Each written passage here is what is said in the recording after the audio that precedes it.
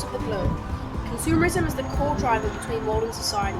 It is interwoven in the very fabric of our nations, a notion powerful enough to penetrate the minds of all but the most resistant individuals. The tempting allure of material goods has placed the concept of possession at the ultimate means by which one may achieve complete satisfaction in life. However, to what extent does the status of high ownership contribute to overall pleasure, and what expense does a compulsive obsession towards consumption have on the social and environmental quality of human life?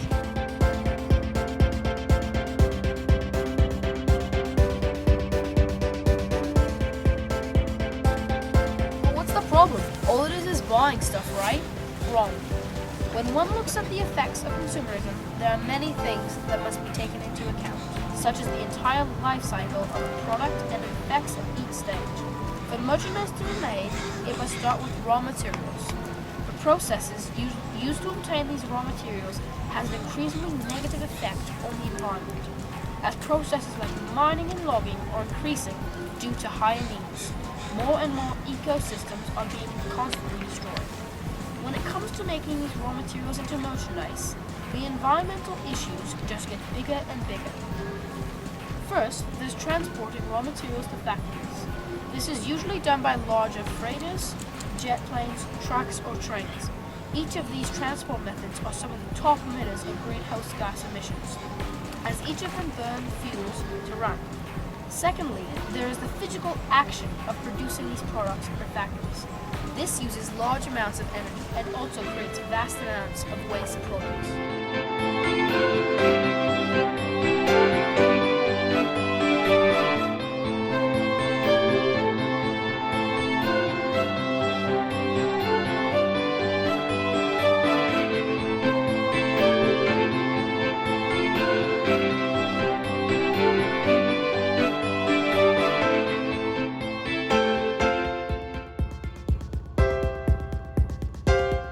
Overconsumption brought on by consumerism is the key contributor to large amounts of debt that most individuals are currently subject to.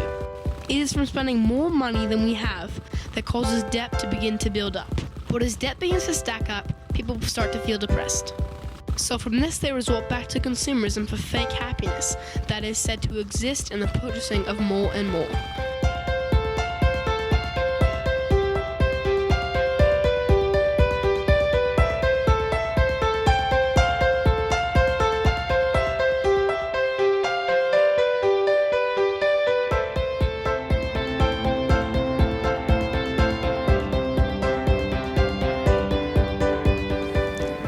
To consumerism on a global scale.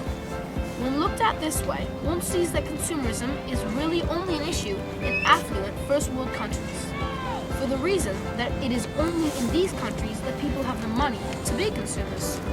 It is the poor people in the third world countries that are responsible for making many of our non-essential goods.